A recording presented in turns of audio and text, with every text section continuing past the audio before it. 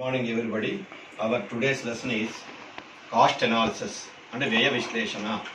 మరి వ్యయ విశ్లేషణ, రాబడి విశ్లేషణ గురించి విద్యార్థులు ఎందుకు తెలుసుకోవాలి అంటే, మార్కెట్ గురించి తెలుసుకోవాలి, మార్కెట్ని అర్థం చేసుకోవాలి అంటే, లేదా మార్కెట్ సంస్థ లేదా పరిశ్రమ ఏ విధంగా సమతౌల్యానికి చేరుకుంటాయో తెలుసుకోవాలి అంటే తప్పనిసరిగా ప్రతి విద్యార్థి కూడా వ్యయ భావన, రాబడి భావన గురించి అవగాహన కలిగి ఉండాలి. అంచేత ఈరోజు వ్యయం అంటే ఏంటి, తర్వాత వ్యయంలో ఉండే రకాలు ఏమిటి, అవన్నీ కూడా నేర్చుకుందాం. అయితే మనం ఎకనామిక్స్లో వ్యయం అనే పదం వాడతాం.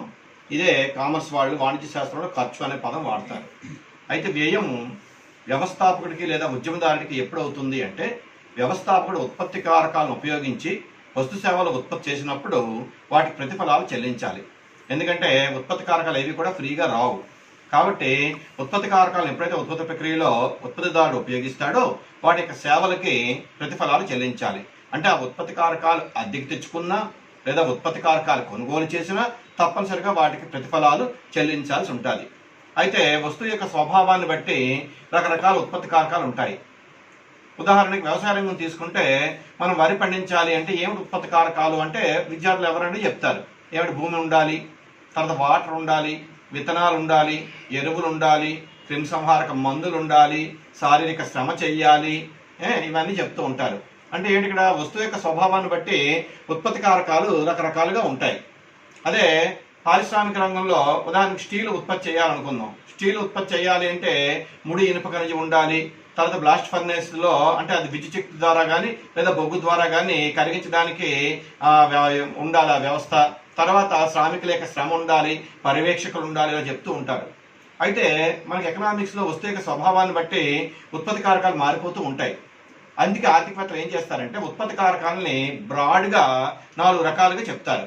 అవి ఏమిటి అంటే, సహజ ఉత్పత్తి కారకాలు, మానవ నిర్మిత ఉత్పత్తి కారకాలు, మానవ రూప ఉత్పత్తి కారకాలు, ఇలా రకరకాలుగా చెప్తూ ఉంటారు.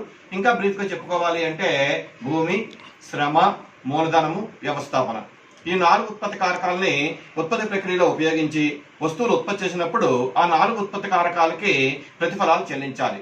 ఆ విధంగా చెల్లించే ప్రతిఫలాలన్నింటినీ కలిపేస్తే వచ్చే మొత్తాన్ని మనం ఏమంటామంటే ఉత్పత్తి వ్యయము, అంటే కాస్ట్ ఆఫ్ ప్రొడక్షన్, అంటే ఉత్పత్తి చేయడానికి అయిన వ్యయం అనమాట.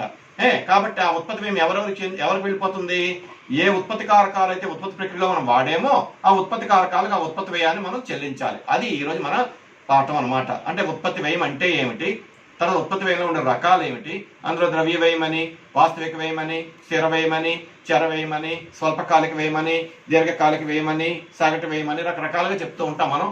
మొత్తానికి అంటే ముందు ఉత్పత్తి వ్యయం అంటే విద్యార్థులు తెలుసుకోవాలి. ఉత్పత్తి వ్యయం అంటే ఏంటంటే, ఉత్పత్తిదారుడు ఉత్పత్తి ప్రక్రియలో ఏ ఉత్పత్తి కారకాలు అయితే ఉపయోగించాడో ఆ ఉత్పత్తి కారకాలకు చెల్లించే ప్రతిఫలాలన్నింటినీ కలిపేస్తే వచ్చేదాన్ని మనం ఏమంటే ఉత్పత్తి వ్యయము, కాస్ట్ ఆఫ్ ప్రొడక్షన్ అంటాం. That is our today's concept. వ్యయ విశ్లేషణ, కాస్ట్ అనాలిసిస్. ఉత్పత్తి వ్యయము, దీన్ని కాస్ట్ ఆఫ్ ప్రొడక్షన్ అంటాం. అంటే ఉత్పత్తి చేయడానికి అయిన వ్యయము. వస్తు సేవలను ఉత్పత్తి చేయడానికి ఉత్పత్తి కారకాలకు చెల్లించే ప్రతిఫలాలనే ఉత్పత్తి వ్యయం అంటారు. వస్తు సేవలను ఉత్పత్తి చేయడానికి ఉత్పత్తి కారకాలకు చెల్లించే ప్రతిఫలాలు.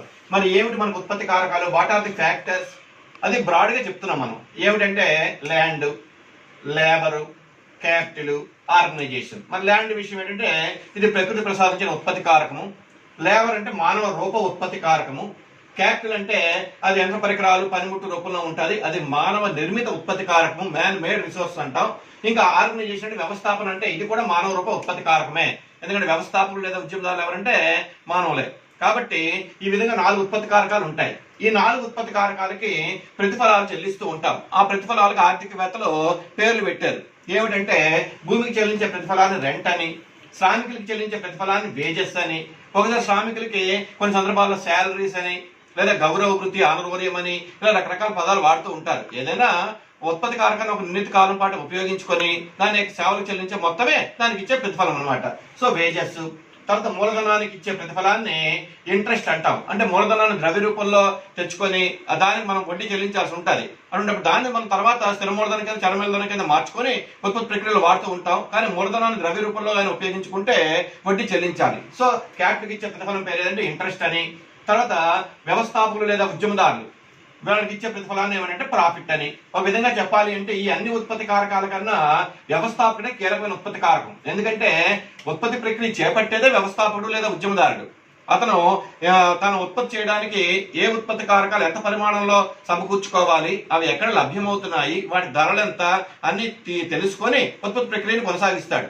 అయితే అతను ఏం చేస్తూ ఉంటాడంటే ఉత్పత్తి ప్రక్రియ కొనసాగించినప్పుడు వచ్చే ప్రతిఫలాన్ని అంటే మొత్తం రాబడిలో ముందు ఉత్పత్తి కారకాలన్నిటికీ ప్రతిఫలాలు చెల్లిస్తాడు. అంటే భూమికి బాటకము, శ్రామికులకు వేతనము, మూలధనానికి వడ్డీ చెల్లించిగా మిగతా మొత్తాన్ని తాను తీసుకుంటాడు అనమాట. తాను తీసుకునే మొత్తాన్ని ఏమిటంటే లాభము అంటాం.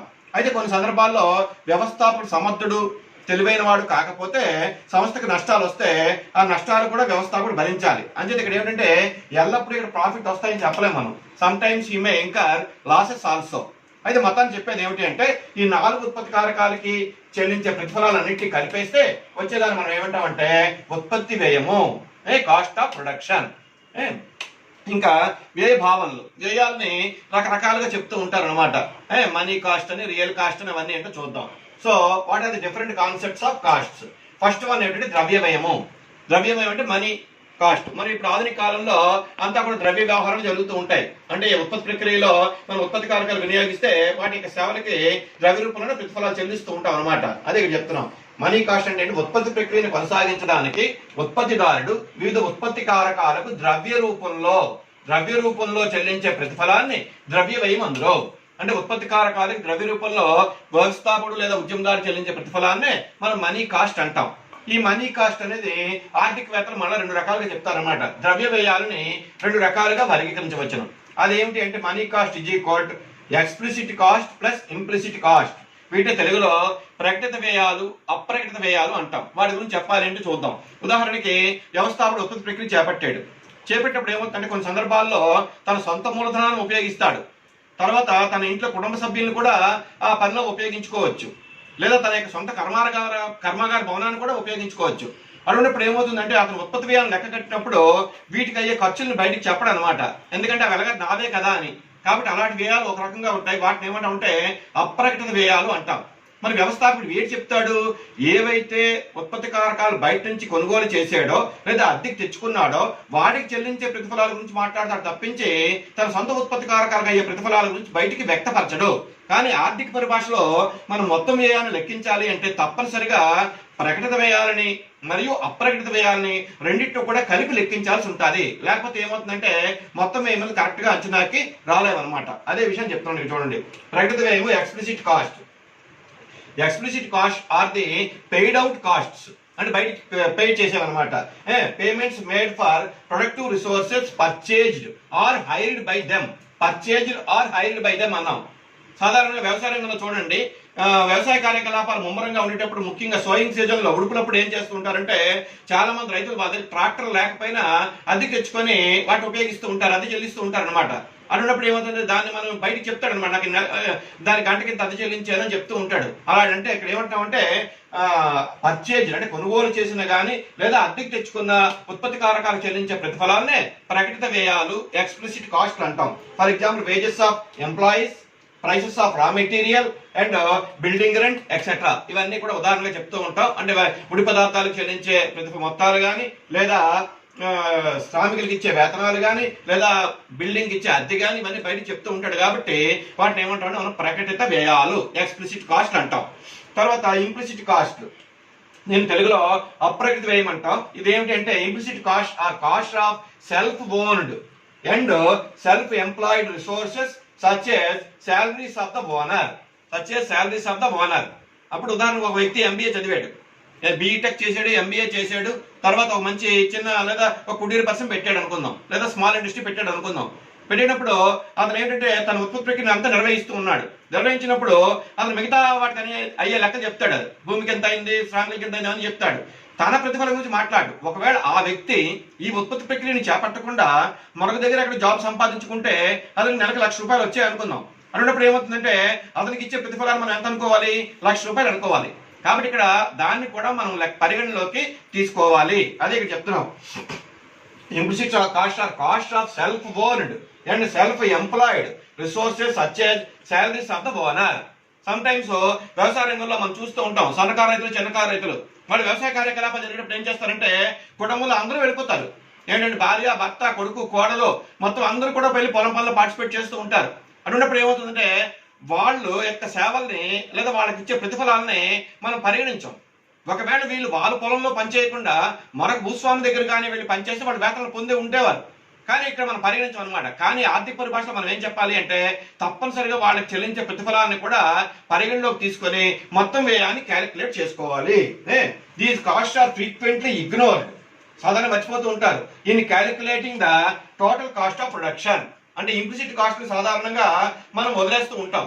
కానీ యాక్చువల్ గా టోటల్ కాస్ట్ గురించి మనకు ఖచ్చితమైన అంచనాకు రావాలి అంటే we have to take it to consideration both explicit cost and implicit cost. అంటే ప్రకటిత వ్యయాల్ని అప్రకటిత వ్యయాలు రెండింటినీ కలిపితేనే మనకి మొత్తం వ్యయం అనేది తెలుస్తుంది. ఇంకా రెండోది వాస్తవిక వ్యయము, రియల్ కాస్ట్ అంటారు. ఇది ఏమిటంటే రియల్ కాస్ట్ అనే భావాన్ని మార్షల్, ఆడమ్ స్మిత్ వీళ్ళందరూ కూడా ఎప్పుడు చెప్తున్నారు.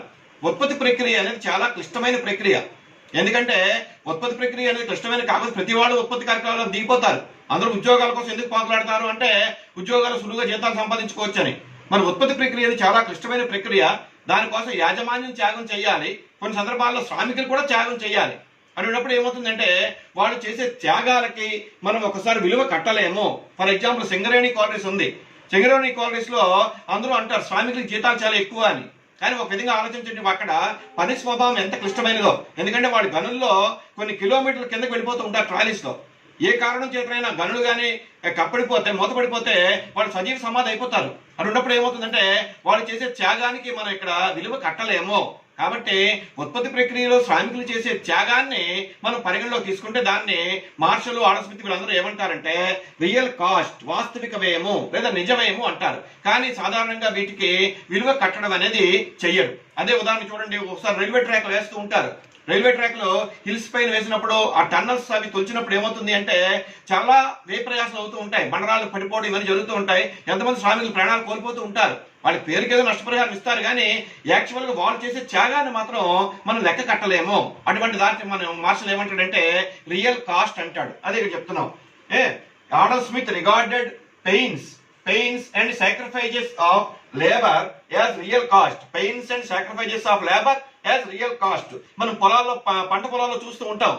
చాలా మంది బాధిత స్త్రీలు కూడా పంట పొలాల్లో పిల్లల్ని చెట్టుకేమో ఉయ్యాలు కట్టేసి ఆ పిల్లలకి అక్కడ పెట్టేసి ఇక్కడ వచ్చి కోతల్లోని లేదా ఉడుపుల్లోని పార్టిసిపేట్ చేస్తూ ఉంటారు. అన్నప్పుడు ఆ తల్లి మనసు ఆ బిడ్డ పైన ఉంటుంది. మరి వాళ్ళు ఎంత త్యాగం చేస్తున్నారు అనే విషయాన్ని మనం అంచనా కట్టలేము అనమాట. అలాంటి వాటిని మనం ఏమంటామంటే ఆర్థిక పరిభాషలో రియల్ కాస్ట్ అంటాం.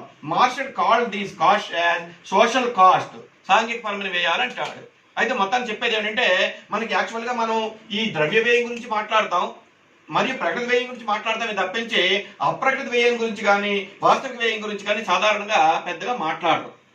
ఇంకా నెక్స్ట్ అవకాశ వ్యయము. దీన్ని ఏమంటామంటే ఆపర్చునిటీ కాస్ట్ అంటారు. దీన్ని బాగా ప్రాచుర్యంలోకి తీసుకొచ్చిన ఆర్థికవేత్త ఎవరంటే శ్రీమతి జోన్ రాబిన్సన్. ఇది ఎప్పుడు వస్తుంది అంటే ఏదైనా ఉత్పత్తి కారకానికి ప్రత్యామ్నాయ లేదా బహుముఖ ప్రయోజనాలు ఉంటే ఆ ఉత్పత్తి కారకం ఎప్పుడో ఏమాలోచిస్తుంది అంటే ఎక్కడ తనకి ఎక్కువ ప్రతిఫలం వస్తుంది, ఎక్కడ పనిచేసే పరిస్థితులు తనకు అనుకూలంగా ఉన్నాయి అని ఆలోచించుకుంటారు. ఫర్ ఎగ్జాంపుల్ ఏదైనా శ్రామికుడు ఉన్నాడు అనుకుందాం. అతనికి ఎక్స్ అనే ఫ్యాక్టరీలో ప్రజెంట్ నెలకి 10,000 రూపాయల శాలరీ వస్తుంది, జీతం వస్తున్నది. అదే వై అనే ఫ్యాక్టరీలో అతనికి 8,000 వస్తున్నది. 8,000 వచ్చే అవకాశం ఉంది. అతను అడిగే మనకు ఎందుకు నువ్వు ఎక్స్ లో పనిచేస్తున్నావు అంటే నాకు వై అనే ఫ్యాక్టరీలో కన్నా ఎక్స్ అనే ఫ్యాక్టరీలో పనిచేయడం వల్ల 2,000 రూపాయలు ఎక్స్ట్రా వస్తున్నది. అతను ఇక్కడే పనిచేయాలంటే 2,000 ఎక్స్ట్రా వస్తే ఇతను ఇక్కడ ఉంటాడు. ఒకవేళ వై అనే ఫ్యాక్టరీలో మనకు 2,000 ఎక్స్ట్రా ఇస్తారు అనుకుంటే రెండిట్లో కూడా పనిచేసే పరిస్థితులు ఒకలాగే ఉంటే అతనేమో ఇక్కడ వదిలేసి అక్కడ వెళ్ళిపోతాడు అనమాట. కాబట్టి ఇక్కడ అవకాశం ఏమైనా ఎప్పుడు వస్తుంది అంటే ఏ ఉత్పత్తి కారకానికైనా బహుముఖ ప్రయోజనాలు ఉంటే దానికి అవకాశం ఏమి వస్తుంది. మీరు చూడండి, సాధారణ ల్యాండ్స్ ఉంటాయి. ల్యాండ్స్ సిటీ లిమిట్స్ కానుకొని ఉండే పొలం భూములకు కూడా మంచి ధర పలుకుతుంది. ఈవెన్ అవి పంట పొలాల కింద వాడుకోవచ్చు, లేదా అక్కడ రియల్ ఎస్టేట్ కింద వేసి సైట్లకి అమ్ముకోవచ్చు, లేదా షాపింగ్ మాల్స్ కట్టచ్చు. అదే ఎక్కడో ఊరికి దూరంగా ఉండే పొలాలు చెరువు ఒడ్డున ఉన్నా దానికి ఇంత రేటు పలకదు. ఎందుకు పలకదు అంటే ఈ పొలానికి అంటే రోడ్డు ద్వారా సిటీ లిమిట్స్ లో ఉండే పొలాలకు ఏమిటంటే బహుముఖ ప్రయోజనాలు ఉన్నాయి కాబట్టి దానికి ఎక్కువ ధర పలుకుతుంది. ఈ విధంగా చెప్పేది ఏంటి, ఉత్పత్తి కారకాలకి ఎప్పుడైతే ప్రత్యామ్నాయాలు బహుముఖ ప్రయోజనాలు ఉంటాయో ఆటోమేటిక్గా అటువంటి ఉత్పత్తి కారకాలకి అవకాశ వ్యయం ఉంటుంది అంటారు శ్రీమతి జోన్ రాబిన్సన్. అదే విషయం చెప్తాను. ఒక ఉత్పత్తి సాధన అవకాశ వ్యయం అనేది దానిని తర్వాత అత్యుత్తమ ప్రత్యామ్నాయ ఉపయోగంలో ఆ ఉత్పత్తి సాధనాన్ని వినియోగించడం వల్ల ఆర్జించగలిగే మొత్తం అవుతుంది. అంటే నెక్స్ట్ బెస్ట్ ఆల్టర్నేటివ్ ఫోర్గాన్ అంటారు. Next best alternative foregone. దీనికి సూత్రం ఉంది. ఆపర్చునిటీ కాస్ట్ ఏమిటంటే ప్రస్తుత వృత్తిలో సంపాదన మైనస్ బదిలీ వృత్తిలో సంపాదన. ఇందాక మీకు ఇచ్చిన ఎగ్జాంపుల్లో ఏ అనే కార్మికుడికి ఎక్స్ అనే ఫ్యాక్టరీలో 10,000. ఒకవేళ అతను బదిలీ వృత్తిలో వెళ్ళిపోవడానికి అవకాశం ఉన్నది, వెళ్ళిపోవచ్చు. కానీ వెళ్ళడు. ఎందుకు వెళ్ళడు అంటే అక్కడ 8,000 ఇస్తున్నారు, అంటే ఇక్కడ 2,000 ఎక్స్ట్రా వస్తున్నది. ఆ 2,000 మన ఎకనామిక్స్ భాషలో ఏమంటామంటే అవకాశమేమో ఆపర్చునిటీ కాస్ట్ అంటాము. కానీ ఆపర్చునిటీ కాస్ట్ అందరికీ రాదు. ఎవరికి వస్తుంది అంటే ఏ ఉత్పత్తి కారకాలకైతే బహుముఖ ప్రయోజనాలు ప్రత్యామ్నాయ ప్రయోజనాలు ఉంటాయో అటువంటి ఉత్పత్తి కారకాలకే అవకాశ వ్యయాలు వస్తాయి. అందుకని అందరికీ రా. ఉదాహరణకి కొండబొడ్డున ల్యాండ్ ఉంది. ఆ ల్యాండ్ లో అక్కడ మహా అయితే ఏ జీడి తోట సరుగుడు తోట వేయగలం. అలాంటి దగ్గర దానికి అవకాశం పెద్దగా రాదు. అదే ఒక మంచి సారవంతమైన నేలలో మనం పొగాకు పండించవచ్చు, లేదా వరి పండించవచ్చు, చెరుకు పండించవచ్చు అనుకున్నప్పుడు ఆటోమేటిక్గా రైతు ఆలోచిస్తాడు ఏ పంట వేస్తే దానికి ఎక్కువ లాభదాయకంగా ఉంటుంది అని. అంచేత ఏమిటంటే ఏ ఉత్పత్తి కారకానికి ప్రత్యామ్నాయ ప్రయోజనాలు ఉంటాయో ఆ ఉత్పత్తి కారకానికి మాత్రమే అవకాశం ఏమి వస్తుంది. అది శ్రామికుడు కావచ్చు, లేదా భూమి కావచ్చు, లేదా ఇతర ఉత్పత్తి కారకాలైనా కావచ్చు. ఈ విధంగా అవకాశ వ్యయం అనే భావాన్ని శ్రీమద్ జోన్ రాబిన్సన్ బాగా హైలైట్ చేసి చెప్పారు. అయితే ఇది వాస్తవ జీవితంలో ఇది చాలా వరకు కనిపిస్తుంది. చాలా మంది ఉత్పత్తి అంటే ఉద్యోగస్తులు లేదా స్కిల్డ్ పర్సన్స్ వాళ్ళు ఏం చేస్తూ ఉంటారంటే ఎప్పుడు కూడా తమకు ఎక్కడ ఎక్కువ ప్రతిఫలాలు వస్తాయి, ఎక్కడ కండిషన్స్ బాగున్నాయి అని ఆలోచించుకొని షిఫ్ట్ అయిపోవడానికి వాళ్ళు ప్రయత్నాలు చేస్తూ ఉంటారనమాట. దానికి కారణం ఏంటి అంటే వాళ్ళకి ప్రత్యామ్నాయ లేదా బహుముఖ ప్రయోజనాలు ఉన్నాయి కాబట్టి అటువంటి ఆలోచన వస్తాయి. ఇప్పుడు మాన్యువల్ ఎవరు ఉన్నారనుకోండి, అంటే ఓన్లీ శారీరక శ్రమ చేసే వాళ్ళు వాళ్ళకి పెద్దగా ఆపర్చునిటీ కాస్ట్ ఉండదు. ఎందుకంటే వాళ్ళు ఏం పని చేయగలరు, ఏదో ఒక పని చేయగలరు. వ్యవసాయ రంగంలో కార్మికులు ఉంటారు, వాళ్ళు ఏం పని చేయగలరు అడిగాం అనుకోండి, నేనేం చేయగలను, సింపుల్ గా పార పని చేయగలను, లేదా పంట కోత కోయగలను, అవి ఒకటి చేయగలను అంటాడు. అటువంటి వ్యక్తికి అవకాశం ఏమి ఉండదు. స్కిల్డ్ లేబర్ కి, హైలీ స్కిల్డ్ లేబర్స్ కి, టెక్నోక్రాట్స్ కి వీళ్ళకి ఎక్కువగా అవకాశ వ్యయాలు ఉంటాయి. అంచేత వాళ్ళు ఏం చేస్తూ ఉంటారంటే ఎప్పుడు కూడా తమకు ఎక్కువ ప్రతిఫలం వచ్చే దగ్గరికి వెళ్ళిపోవడానికి వాళ్ళు ప్రయత్నాలు చేస్తూ ఉంటారు అనమాట. ఇటువంటి కాన్సెప్ట్ ని బాగా హైలైట్ చేసిన ఆర్థికవేత్త ఎవరంటే శ్రీమద్ Joan Robinson. Next fourth variety ఏది అంటే స్థిర వ్యయాలు మరియు చర వ్యయాలు. వీటినే మనం ఇంగ్లీష్ లో fixed cost and variable cost అంటాం. మరి ఇక్కడ స్థిర చర అనే పదాలు దేని బట్టి వచ్చాయంటే ఉత్పత్తి కారకాలు బట్టే వస్తాయి. మరి స్థిర ఉత్పత్తి కారకాలు అంటే ఏమిటి, చర ఉత్పత్తి కారకాలు ఏమిటి? స్థిర ఉత్పత్తి కారకాలు మన ఉత్పత్తి ప్రక్రియలో మనం స్థిర ఉత్పత్తి కారకాలు వాడతాం, చర ఉత్పత్తి కారకాలు కూడా వాడుతూ ఉంటాం. ఉదాహరణకి కర్మాగార భవనాలు, తర్వాత ఫ్యాక్టరీ నిర్మాణం దానికి లేదా మెషినరీ ఇన్స్టాల్ చేయడం, ఇవంతా కూడా మన స్థిరోత్పత్తి కారకాలని చెప్తూ ఉంటాం మనం. అలాగే ఆ ఉత్పత్తి ప్రక్రియ నిర్వహించడానికి ముడి పదార్థాలు వాడాలి, శ్రామికులు నియమించుకోవాలి, లేదా పవర్ జనరేట్ చేయించుకోవాలి. ఇవన్నీ కూడా చర వ్యయాలని చెప్తూ ఉంటాం మనం. అలాగా ఉత్పత్తి ప్రక్రియలో మనకి కొన్ని స్థిర వ్యయాలు ఉంటాయి, కొన్ని చర వ్యయాలు ఉంటాయి. అదే ఇక్కడ చూద్దాం. Fixed cost are also known as supplementary cost, వీటినే అనుబంధ వ్యయాలు అంటారు. అండ్ ఓవర్ హెడ్ కాస్ట్, వ్యవస్థాపరమైన వ్యయాలు అంటాడు Marshall. Fixed cost are also known as supplementary cost and overhead cost, అనుబంధ వ్యయాలు మరియు వ్యవస్థాపరమైన వ్యయాలు అంటారు. ఒక విధంగా చెప్పాలంటే ఉత్పత్తి ప్రక్రియలో స్థిర ఉత్పత్తి కారకాలపై పెట్టే ఖర్చు స్థిర వ్యయం. సింపుల్ గా చెప్పాలంటే ఉత్పత్తి ప్రక్రియలో ఏవైతే స్థిర ఉత్పత్తి కారకాలు ఉన్నాయో వాటిపై పెట్టే ఖర్చు స్థిర వ్యయం. ఇందాక మనం అనుకున్నాం ఏదో ఈ కర్మాగార భవనాలు ఇవన్నీ వాటిపై పెట్టే ఖర్చు స్థిర వ్యయం అనమాట. ఉత్పత్తి ప్రక్రియలో స్థిర ఉత్పత్తి కారకాలపై చేసే వ్యయాన్ని స్థిర వ్యయం అందరూ. For example rent of the factory building, salaries of permanent employees etcetera. అంటే ఇక్కడ ఏమిటంటే రెంట్ ఆఫ్ ది బిల్డింగ్, అదేమిటంటే ఒకవేళ వాటి సొంత బిల్డింగ్ కాకుండా అద్దె బిల్డింగ్ లో ఉత్పత్తి కార్యకలాపం కొనసాగిస్తే తప్పనిసరిగా దాన్ని మనం ఏమంటే స్థిర వ్యయం కింద చెప్తూ ఉంటాం. అలాగే పర్మనెంట్ ఎంప్లాయీస్ ఉంటారు, వాళ్ళని తీయడానికి వీలు ఉండదు అనమాట ఫ్యాక్టరీ యాక్ట్ ప్రకారంగా. అన్నప్పుడు దాన్ని కూడా మనం ఏమంటే స్థిర వ్యయం కింద చెప్తూ ఉంటాం. అలాగా ఉత్పత్తి ప్రక్రియలో స్థిర ఉత్పత్తి కారకాలపై చేసే వ్యయాన్ని స్థిర వ్యయమని, అలాగే చర ఉత్పత్తి కారకాలపై చేసే వ్యయాన్ని చర వ్యయమని అంటాం. చర ఉత్పత్తి ప్రక్రియ జరగాలంటే ఒక విధంగా చెప్పాలి అంటే రెండూ అవసరమే.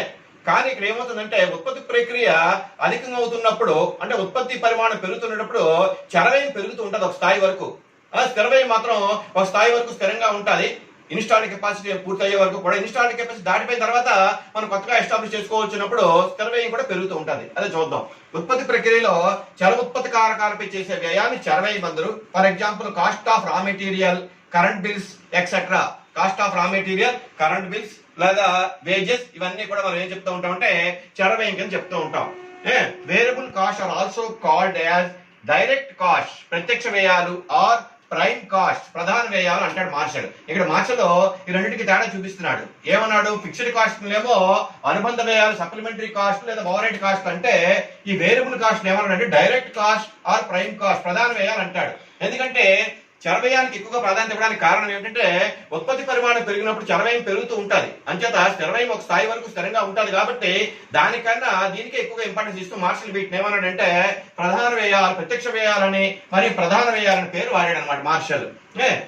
Note fixed cost do not vary with the output. అంటే ఒక స్థాయికి వచ్చే వరకు కూడా మన స్థిర వ్యయాలు మారవు. But variable cost are vary proportionally with the output. అంటే ఉత్పత్తి పరిమాణం ఏ నిష్పత్తిలో పెరుగుతూ ఉంటుందో చర వ్యయం కూడా అలాగే పెరిగిపోతూ ఉంటుంది. మీకు చిన్న ఎగ్జాంపుల్ ఇస్తాను చూడండి. ఫర్ ఎగ్జాంపుల్ ఒక రైస్ మిల్ ఉంది.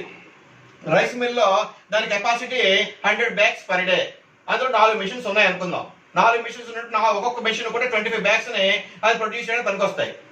అంటే 100 bags ఉత్పత్తి చేసే వరకు కూడా స్థిర వ్యయం మారదు. ఎందుకంటే అదే బిల్డింగ్, అదే మెషినరీ. ఒకవేళ ఉత్పత్తి పరిమాణం పెంచాలి, 200 bags పెంచినప్పుడే అదనంగా మనకు బిల్డింగ్ కట్టడం, మరి కొన్ని మిషన్లు తెప్పించుకోవడం చేయాలి తప్పించి అంతవరకు మారదు అనమాట. కానీ ఇక్కడ ఏమవుతుంది అంటే ఉత్పత్తి పరిమాణం పెరిగినప్పుడు చర వ్యయం పెరుగుతుంది. ఉదాహరణకి ఆ రైస్ మిల్ లో ఒక రోజు ఓన్లీ 50 bags వాడారు, వాళ్ళు ఉపయోగించారు. 50 bags కోసం ఉపయోగించారు అనుకుందాం. అప్పుడు ఏమవుతుంది? ముడి పదార్థాలకు అయ్యే ఖర్చు సగం అయిపోయింది, శ్రామికులకు ఇచ్చే వేతనాలు సగం అవుతుంది, కరెంటు బిల్లు కూడా సగమే అవుతుంది. అంటే ఇక్కడ ఏమవుతుందంటే ఉత్పత్తి పరిమాణం పెరిగితేనే చర వ్యయం పెరుగుతుంది. ఉత్పత్తి పరిమాణం ఒక స్థాయి వరకు కూడా మనకి స్థిర వ్యయం ఏమో అలాగే ఉంటుంది. అంచేత ఇక్కడ ఏమంటారంటే fixed cost do not vary with the output, but variable cost vary proportionally with the output. అంటే ఉత్పత్తి పరిమాణంతో పాటు అనుపాతంలో ఇవి పెరుగుతూ ఉంటాయి. ఇక్కడ మాత్రం ఒకటి గుర్తుపెట్టుకోవాలి, fixed cost do not vary with the output up to certain extent. ఏమిటా సర్టెన్ ఎక్స్టెంట్? ఆ సంస్థ యొక్క లేదా ఫ్యాక్టరీ యొక్క ఇన్స్టాల్డ్ కెపాసిటీ ఎంత వరకు ఉందో ఆ మాక్సిమం వరకు కూడా ఫిక్స్డ్ కాస్ట్ మారవు. కానీ అంతకన్నా ఇంకా ఎక్కువ పరిమాణంలో ఉత్పత్తి చేయాలి అనుకుంటే ఆ సంస్థ అదనంగా వేరే కర్మాగార భవనాలు నిర్మించుకోవాలి, అదనంగా మెషినరీ ఇన్స్టాల్ చేసుకోవాలి, ఇవన్నీ చేస్తాయి. అంటే ఒక స్థాయి వరకు కూడా స్థిర వ్యయం ఎప్పుడు కూడా మారదు. Next short run and long run costs, స్వల్పకాల మరియు దీర్ఘకాల వ్యయాలు. మరి దేన్ని స్వల్పకాల వ్యవధి అంటాము, దేన్ని దీర్ఘకాల వ్యవధి అంటాము అంటే విద్యార్థులకు ఎప్పుడు సందేహాలే. స్వల్పకాల వ్యవధి నెల, రోజా, సంవత్సరం ఇలా డౌట్లు వస్తూ ఉంటాయి. సింపుల్ గా ఏమీ లేదు. స్వల్పకాల వ్యవధి అంటే ఏ కాల వ్యవధిలో అన్ని ఉత్పత్తి కారకాలు మన ఉత్పత్తి లక్ష్యాలకు అనుకూలంగా మార్చుకోలేమో, అనగా కొన్ని స్థిర ఉత్పత్తి కారకాలు, కొన్ని చర ఉత్పత్తి కారకాలు ఉంటాయో అది స్వల్పకాల వ్యవధి. ఏ కాల వ్యవధిలో అయితే ఉత్పత్తి లక్ష్యాలకు అనుకూలంగా అన్ని ఉత్పత్తి కారకాలను పూర్తిగా మార్చుకోవడానికి అవకాశాలు ఉంటాయో అది దీర్ఘకాల వ్యవధి. ముందు కాల వ్యవధిలో మనకి క్లారిటీ ఉంటే ఆటోమేటిక్ గా వ్యయాల్లో కూడా క్లారిటీ వచ్చేస్తుంది. ఎందుకంటే స్వల్పకాల వ్యవధిలో చేసే వ్యయమేమో స్వల్పకాల వ్యయము, దీర్ఘకాల వ్యవధిలో చేసే వ్యయమేమో దీర్ఘకాల వ్యయము. మరి స్వల్పకాల వ్యవధిలో మనం ఏమన్నాం? కొన్ని స్థిరోత్పత్తి కారకాలు ఉంటాయి, కొన్ని చరోత్పత్తి కారకాలు ఉంటాయి అన్నాం. అంటే అర్థం ఏంటి? స్వల్పకాల వ్యవధిలో స్థిర వ్యయాలు ఉంటాయి, చర వ్యయాలు కూడా ఉంటాయి. కానీ దీర్ఘకాల వ్యవధిలో అన్ని ఉత్పత్తి కారకాలను కూడా మనం మార్చుకోగలుగుతాం, ఎందుకంటే టైం ఎక్కువగా ఉంటుంది కాబట్టి. అప్పుడు ఏమవుతుందంటే ఆల్ ఆర్ వేరియబుల్ కాస్ట్. అంటే దీర్ఘకాల వ్యవధిలో అన్ని కూడా చర వ్యయాలే. But in the short run there are some fixed cost and at the same time there are some variable costs, but in the long run all are variable costs. అదే చెప్తున్నా ఇక్కడ. Short run is a period of time within which the firm can vary its output by varying only the amount of variable factors. Only చర ఉత్పత్తి కారకాలు మార్చడమే ద్వారా మాత్రమే output మారుస్తుంది అనమాట. Long run is a period of time during which the quantities of all factors are variable. which the quantities of all factors are variable. అంటే అన్ని కారకాలని కూడా మార్చుకోగలుగుతుంది ఉత్పత్తి లక్ష్యాలకు అనుకూలంగా. అటువంటి పీరియడ్ ఏమంటామంటే లాంగ్ పీరియడ్ అంటాం మనం. ఇక్కడ షార్ట్ రన్ లో ఏం కనిపిస్తే మనకి there are some fixed factors and there are some variable factors. ఎప్పుడైతే రెండు ఉన్నాయో ఆటోమేటిక్ గా స్థిర ఉత్పత్తి కారకాలకు చేసే వ్యయమేమో స్థిర వ్యయము, చర ఉత్పత్తి కారకాలకు చేసే వ్యయమేమో చర వ్యయము. కాబట్టి స్వల్పకాల వ్యవధిలో స్థిర వ్యయము ఉంటుంది, చర వ్యయము ఉంటుంది. But in the long run all are variable costs because all factors are variable factors. అన్ని కూడా చర ఉత్పత్తి కారకాలే కాబట్టి, ఎందుకంటే అన్ని ఉత్పత్తి కారకాలు మార్చుకోగలం మనం కాబట్టి all are variable costs. So స్థిర వ్యయము, చర వ్యయము, స్వల్పకాల వ్యయము, దీర్ఘకాల వ్యయం అన్ని కూడా చాలా సులువైనవే. కాకపోతే ఏంటంటే జస్ట్ ఆ పదాలు బట్టి మనం జాగ్రత్తగా అర్థం చేసుకోవాలి. తర్వాత మార్జినల్ కాస్ట్, ఉపాంత వ్యయము. ఈ మార్జినల్ అనే పదాన్ని మనకి వినియోగంలో చూస్తాము, ఉత్పత్తిలో చూస్తాము, రాబడిలో చూస్తాము, వ్యయంలో చూస్తాము. వినియోగదారులో మన వినియోగం గురించి మనం మాట్లాడేటప్పుడు ఉపాంత ప్రయోజనము అంటున్నాం. అలాగే రాబడి గురించి మాట్లాడినప్పుడు ఉపాంత రాబడి అంటాం, వ్యయం గురించి మాట్లాడినప్పుడు ఉపాంత వ్యయము అంటాం, అలాగే ఉత్పత్తుల గురించి మాట్లాడినప్పుడు ఉపాంత ఉత్పత్తి అంటాం. ఈ ఉపాంత అనే పదము ఎకనామిక్స్ లో చాలా కీలకమైనది. ఎందుకంటే దీన్ని బట్టి అనేక థియరీస్ వస్తాయి మనకి. సమతౌల్యంలో MC = MR, MC curve cuts the MR curve from below. అంటే ఈ ఉపాంత అనే పదం ఇంపార్టెంట్. ఉపాంత అంటే ఏమీ కాదు, అదనముగా. అంటే ఒక వస్తువు యూనిట్ అదనంగా ఉత్పత్తి చేయడానికి సంస్థ లేదా ఉత్పత్తిదారుడు చేసే అదనపు వ్యయాన్నే మనం ఏమంటే ఉపాంత వ్యయము. ఫర్ ఎగ్జాంపుల్ 100 యూనిట్స్ ఉత్పత్తి చేసినప్పుడు 1000 రూపాయలు ఖర్చు అయింది అనుకుందాం. 101 యూనిట్ ఉత్పత్తి చేసినప్పుడు 1010 రూపాయలు ఖర్చు అయింది అనుకుందాం. అప్పుడు 101వ యూనిట్ ని అదనంగా ఉత్పత్తి చేయడానికి ఎంత ఖర్చు అయింది అంటే సింపుల్ గా మనం ఏం చేస్తాం, 1010 మైనస్ 1000 వేస్తాము, అంటే 10 రూపాయలు వస్తుంది. అంటే ఏంటి, అదనంగా ఒక వస్తువు యూనిట్ ఉత్పత్తి చేయడానికి అయ్యే అదనపు ఖర్చునే మనం ఉపాంత వ్యయము అంటాం. ఒక వస్తువు యూనిట్ అదనంగా ఉత్పత్తి చేయడానికి అయ్యే అదనపు వ్యయాన్ని ఉపాంత వ్యయం అంటారు. దీనికి సింపుల్ సూత్రం ఉంది. ఏమిటి అంటే MC = TCN minus TCN minus 1. అయితే విద్యార్థి ఇక్కడ N అంటే ఏమిటో డౌట్ రావచ్చు. N అంటే ఏమి కాదు, అంటే ఏ యూనిట్ తాలూకా ఉపాంత వ్యయం తెలుసుకోవాలనుకుంటామో అది N అవుతుంది. ఫర్ ఎగ్జాంపుల్ ఇప్పుడు నేను చెప్పాను, అందులో ఏమన్నాను, 100 యూనిట్ ఉత్పత్తి చేయడానికి 1000 రూపాయలు ఖర్చు అయింది, 101 యూనిట్ ఉత్పత్తి చేయడానికి 1010 రూపాయలు ఖర్చు అయింది అన్నాను. నేనేమడిగాను, అందులో 101వ యూనిట్ ఉత్పత్తి చేయడానికి అదనంగా ఎంత ఖర్చు అయింది అన్నాం. అప్పుడు N ఏదవుతుందంటే 101 యూనిట్ అవుతుంది. అప్పుడు ఏం చేయాలి, మనం 101 యూనిట్ ఉత్పత్తి 101 యూనిట్ ఉత్పత్తి అయ్యే మొత్తం ఖర్చు ఇక్కడ వేయాలి. అంటే ఎంత, 1010 మైనస్ N మైనస్ 1. అంటే N ఇక్కడ 101 అనుకున్నాం, మైనస్ 1 తీస్తే 100 అవుతుంది. అంటే 101 మైనస్ 1 తీస్తే 100 అవుతుంది. కాబట్టి 100 యూనిట్ల యొక్క మొత్తం ఏమి ఇక్కడ వేయాలి, ఎంత, 1000 రూపాయలు. ఇక్కడేమో 1010 వేస్తాం, ఇక్కడ 1000 వేస్తాం. అప్పుడు చివరికి ఎంత వస్తుంది అంటే 10 వస్తుంది. అంటే అక్కడ ఏమవుతుంది, ఆ 10 101వ యూనిట్ అదనంగా ఉత్పత్తి చేయడానికి ఉత్పత్తిదారునికి అయ్యే అదనపు ఖర్చు. దీన్ని మనం ఏంటంటే ఉపాంత వ్యయము అంటాం. ఈ ఉపాంత వ్యయ భావన మనకి మార్కెట్ అనాలిసిస్ లో చాలా వరకు అవసరమే. ఎందుకంటే ప్రతి సంస్థ కూడా తాను ఎంత పరిమాణంలో ఉత్పత్తి చేయాలి, ఎక్కడ సమతౌల్యాన్ని చేరుకోవాలి అనేది కూడా ఈ ఉపాంత వ్యయాన్ని బేస్ చేసుకుని నిర్ణయించుకుంటూ ఉంటది అనమాట. అంటే ఉపాంత వ్యయాన్ని ఉపాంత రాబడిని కంపేర్ చేసుకుని తద్వారా ఉత్పత్తికి సంబంధించిన నిర్ణయాలు తీసుకుంటూ ఉంటది అనమాట. అంచేత ఉపాంత వ్యయం అనేది చాలా ఇంపార్టెంట్ కాన్సెప్ట్. నెక్స్ట్ కాన్సెప్ట్ ఏంటి అంటే సగటు వ్యయము, యావరేజ్ కాస్ట్. యావరేజ్ అనే దానికి చిన్నప్పటి నుంచి విద్యార్థులందరికీ తెలిసిందే. సగటు ఎప్పుడు ఎలా కడతామంటే రాసుల మొత్తం బై రాసుల సంఖ్య. ఉదాహరణకి 100 యూనిట్ ఉత్పత్తి చేయడానికి 1000 రూపాయలు ఖర్చు అయింది అనుకోండి. 1 యూనిట్ ఉత్పత్తి చేయడానికి ఎంత ఖర్చు అయిందని సింపుల్ గా ఏం చేస్తాం, రాసుల మొత్తం 1000, రాసుల సంఖ్య 100, 1000/100 వేస్తాం, దట్ ఈజ్ ఈక్వల్ టు 10 వస్తుంది. అంటే ఇక్కడ ఏమిటంటే మొత్తము వ్యయాన్ని ఉత్పత్తి చేసిన వస్తు యూనిట్ల సంఖ్యచే భాగిస్తే మనకి ఏమొస్తుందంటే సగటు వ్యయం వస్తుంది. అదే ఇక్కడ చెప్తున్నాను. సగటు వ్యయం సూత్రం ఏంటి, AC = TC by number of units produced. అంటే మొత్తము వ్యయాన్ని ఉత్పత్తి చేసిన వస్తువుల యొక్క సంఖ్యచే భాగిస్తే. ఇక్కడ చాలా మంది విద్యార్థులు పొరపడుతూ ఉంటారు, నెంబర్ ఆఫ్ యూనిట్స్ ప్రొడ్యూస్డా, నెంబర్ ఆఫ్ యూనిట్స్ సోల్డా అని. మన సోల్డ్ అనే పదం ఎక్కడ వాడాలి అంటే రాబడి దగ్గర వాడాలి. ఉత్పత్తి వ్యయం గురించి మాట్లాడినప్పుడు ఎప్పుడు కూడా ప్రొడ్యూసర్ వాడాలి. కాబట్టి ఇక్కడ మొత్తం వ్యయాన్ని ఉత్పత్తి చేసిన వస్తువుల యొక్క సంఖ్యచే భాగిస్తే మనకి ఏమొస్తుందంటే సగటు వ్యయం వస్తుంది. అలాగే నెక్స్ట్ కాన్సెప్ట్ ఏంటంటే సగటు స్థిర వ్యయము, యావరేజ్ ఫిక్స్డ్ కాస్ట్. మరి స్థిర వ్యయం గురించి, చర వ్యయం గురించి ఎందుకు మనం పట్టించుకోవాలి, ఎందుకు తెలుసుకోవాలని డౌట్ వస్తుంది విద్యార్థులకి. ఎందుకు వస్తుంది అంటే సాధారణంగా వ్యాపార సంస్థలు ఏం చేస్తూ ఉంటాయంటే స్వల్పకాల వ్యవధిలో స్థిర వ్యయాలు అంటే స్థిర వ్యయాలు రాకపోయినా చర వ్యయాలు వస్తే చాలు ఉత్పత్తి ప్రక్రియను కొనసాగించేద్దాం అనుకుంటాయి. అంచేత విద్యార్థులందరూ కూడా స్థిర వ్యయం అంటే ఏంటి, చర వ్యయం అంటే ఏంటో కూడా తెలుసుకోవాలి. మనం ఇందాక స్థిర వ్యయం ఏమనుకున్నాం, స్థిర ఉత్పత్తి కారకాలపై పెట్టే ఖర్చు స్థిర వ్యయము, చర ఉత్పత్తి కారకాలపై పెట్టే ఖర్చు చర వ్యయము అన్నాం. ఇప్పుడు వాటిని యావరేజ్ చేయడం. యావరేజ్ చేయడం ఏంటంటే మొత్తము స్థిర వ్యయాన్ని ఉత్పత్తి చేసిన వస్తు యూనిట్ల సంఖ్యచే భాగిస్తే మనకి ఏమొస్తుంది, సగటు స్థిర వ్యయం వస్తుంది.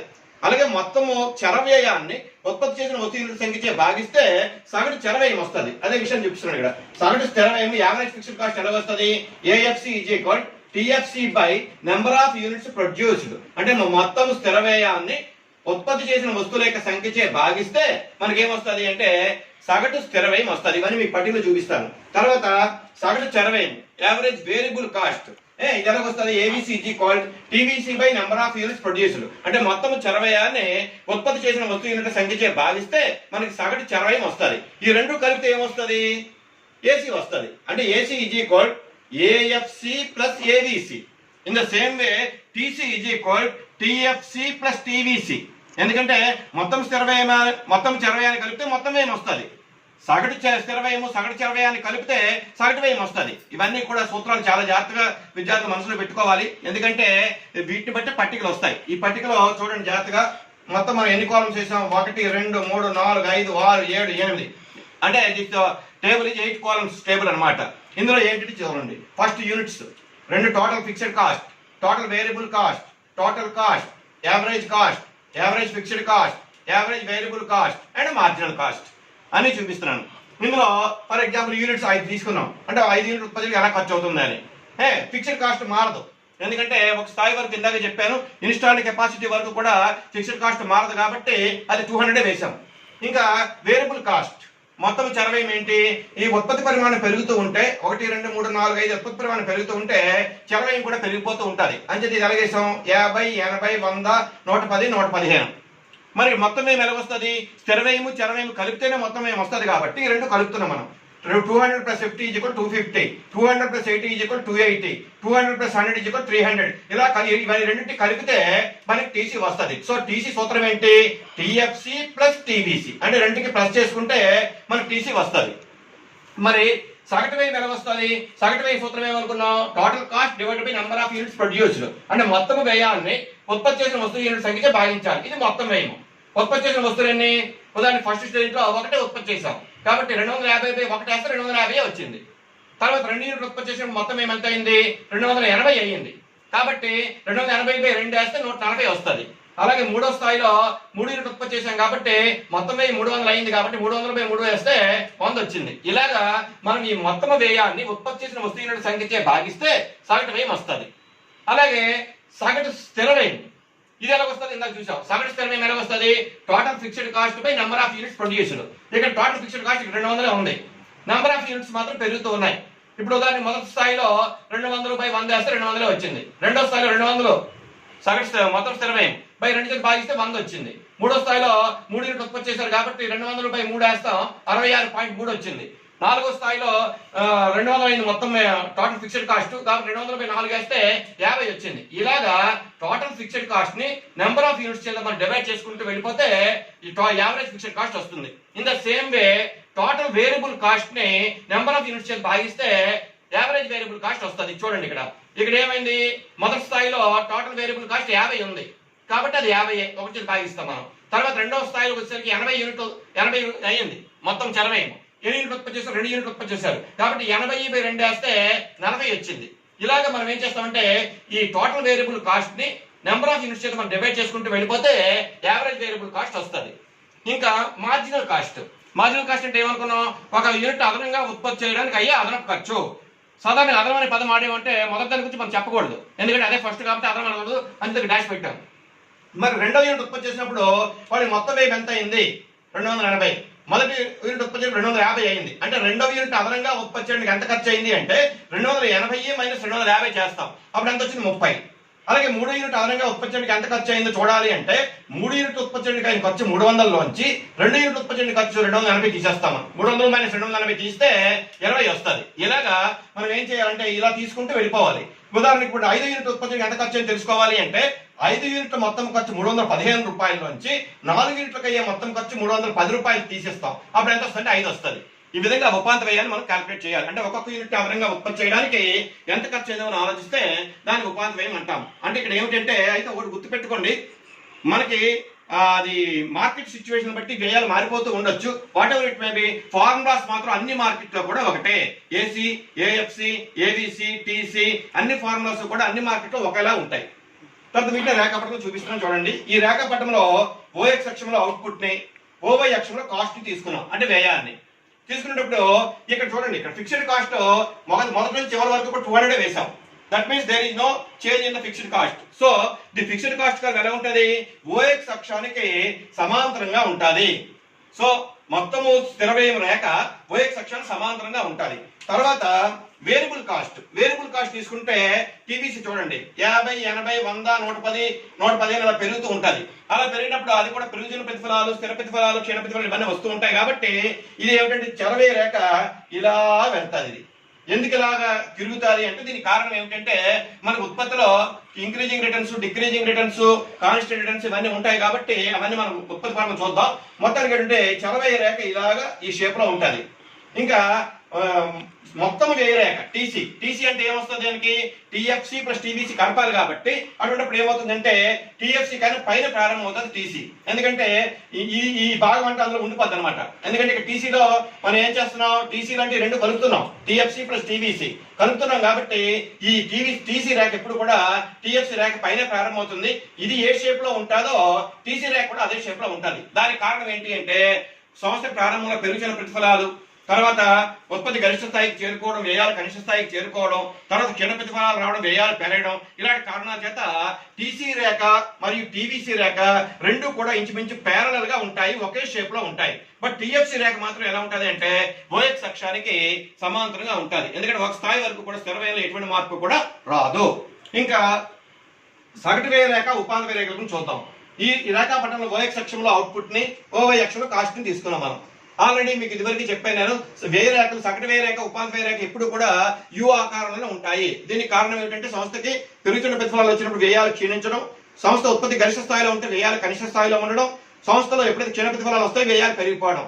అంచేత ఉత్పత్తి రేఖ ఎలా ఉంటుంది కాబట్టి వ్యయ రేఖలు ఇలా ఉంటాయి. కాబట్టి సగటు వ్యయ రేఖ యు ఆకారంలో ఉంది, అలాగే ఉపాధి వ్యయ రేఖ కూడా యు ఆకారంలోనే ఉంది.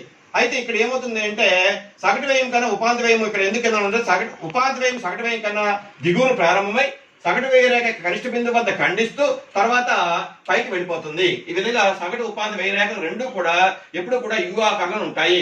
అయితే వ్యయ రేఖల గురించి మనం ఎందుకు ఇంతగా తెలుసుకోవాలి అంటే మార్కెట్ స్ట్రక్చర్ మనం అర్థం చేసుకోవాలి అంటే తప్పనిసరిగా వ్యయ రేఖలు మరియు రాబడి రేఖల గురించి తెలుసుకోవాలి. మరి రాబడి భావన చాలా చిన్నది, దానికి వేరే పాట అవసరం లేదు, ఇప్పటికి సింపుల్ గా చెప్తున్నానండి. రాబడి అంటే సంస్థ తాను ఉత్పత్తి చేసిన వస్తువుని మార్కెట్లో విక్రయించడం ద్వారా పొందిన ద్రవ్యాన్ని రాబడి అంటాం. ఫర్ ఎగ్జాంపుల్ 1000 యూనిట్లు ఉత్పత్తి చేసింది అనుకుందాం, ఒక్కొక్క యూనిట్ 10 రూపాయల లెక్క అమ్మింది అనుకుందాం. టోటల్ ఎంత రాబడి వచ్చింది అంటే 1,00,000 రూపాయలు వచ్చింది. 1000 × 10 వేస్తాం మనం, 10,000 వచ్చింది.